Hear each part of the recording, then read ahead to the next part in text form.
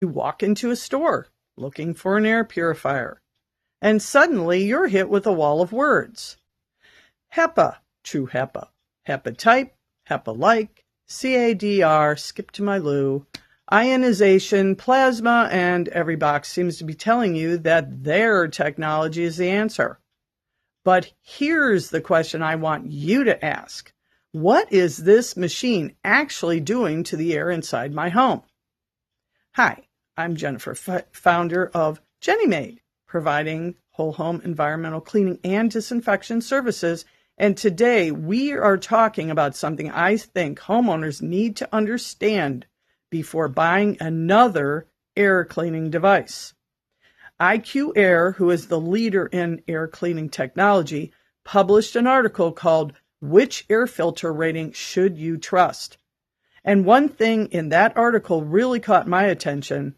Ionization technology should be approached with caution. Here's why. An ionizer doesn't necessarily capture particles inside a physical filter. Instead, it electrically charges particles so they attach to surfaces, other particles, or collection plates. Think about that for a second. If you're trying to improve the indoor environment, I don't just want particles moved from one place to another.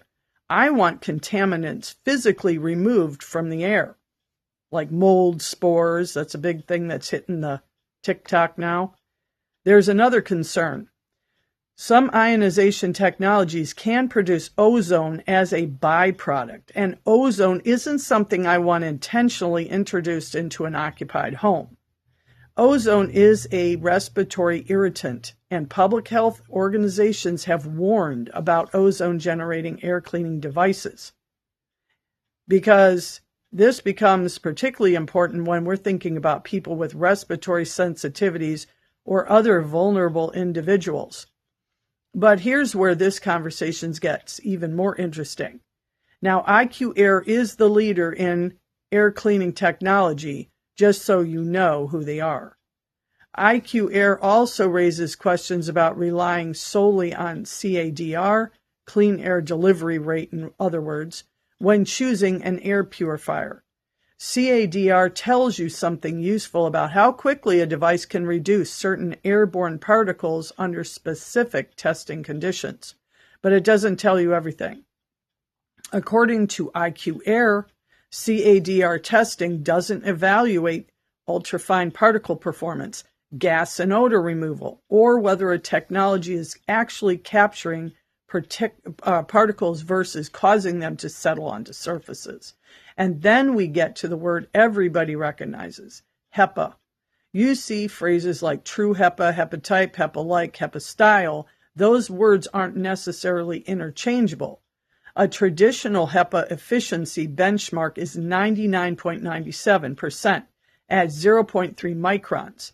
So don't just look at the biggest number printed on the front of the box. Look deeper. Ask, what filtration technology does this machine actually use? Does it physically capture particles? Does it include appropriate gas phase filtration, such as activated carbon if VOCs and odors are a concern? VOCs are from paint, a freshly painted room. Does it use ionization? Does it intentionally generate ozone? And has the complete air cleaning system been independently tested? Not just the material filter or the filter material. That's the JennyMaid way of looking at indoor air environmental care. And we're not interested in flashy words on a box. We're interested in what happens to contaminants. Capture them, remove them, control the source. Because cleaning your surfaces is only part of maintaining your indoor environment. The air is part of your environment too. And VOCs, like I was explaining before, was like when you remodel something, all those odors. I'm Jennifer with JennyMaid, providing whole home environmental cleaning and disinfection services. And remember, fresh air begins at home. To learn more, tune in Monday night at 6 p.m. for Cleaning Conversations with JennyMaid. Real Talk with a Pro Cleaner on YouTube and Spotify for more industry information.